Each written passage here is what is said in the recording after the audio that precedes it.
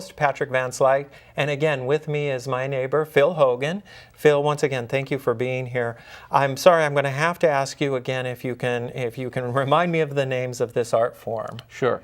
The art form itself is called suiseki, Okay. Japanese word meaning viewing stones. Okay. And then the part of the art form that I'm particularly involved with is the making of the bases, which are called daisa. Okay. And it's the word is used for both singular and plural. Okay. Yeah, there's no S on the end or anything like that. So just in general, give me an idea of how long it would take to create a base like this once you had the rock that you wanted to. Okay.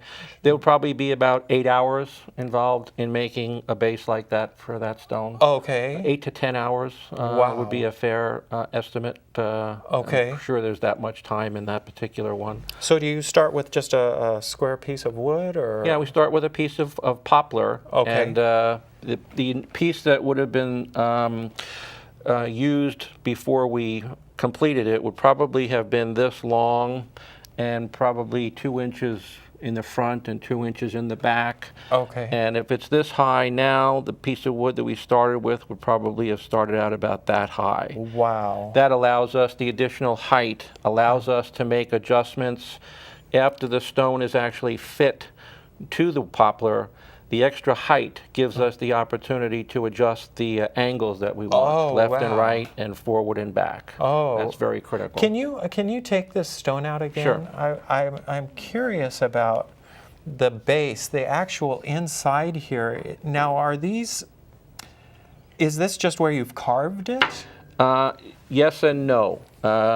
That's a good question. Again, to keep the cost down, what we do is we take the stone after we've decided upon the viewing angle that we talked about before. Right. We would take chalk, and now we would cover the entire bottom of the stone with chalk, and we would place that on the piece of poplar.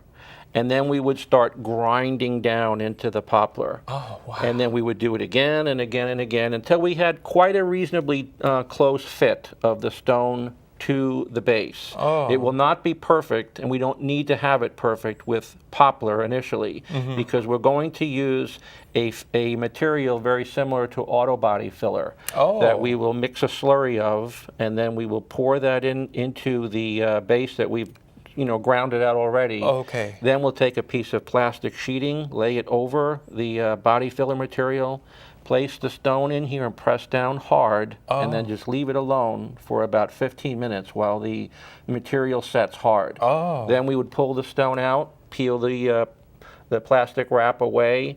Now we have an absolutely perfect fit of the stone to the base. That is incredible. And then we start all of the removing additional wood material to get to the viewing line that we already decided upon. Oh, yes. And then after we get that, then we start cutting angles from the side, and then creating all these the feet. The feet are very, very critical in both design and location on the stone. And you'll get, with people that are really into this hobby and this art form, if you took 4 people and asked them before the stone's base was made where the feet should be located, you might get 4 different opinions. Wow. It's a very common thing that, some people would agree, some people say, no, you should have a foot over there. But it's a subjective art form. So, sure. Yeah. Yeah. When some people would have these made by us for them. Some people will tell us exactly where they want the feet, and others will say they'll leave it up to us. Oh, wow. Do you do a lot of this sort of on consignment where people come to you and say, I've seen what you've done, I want you to make me one to specifics? We do a fair amount for people in our club. Okay. We belong to a club called Aiseki Kai. People, Larry and Nina Regal are the president and vice president of the club. They are very knowledgeable about this art form. I've been at it for almost 3 years now. They've been into the art form for, I'm sure it's 30 years or more. Oh my gosh. And my friend Al, who taught me how to make these, he's a very well-known daisa maker.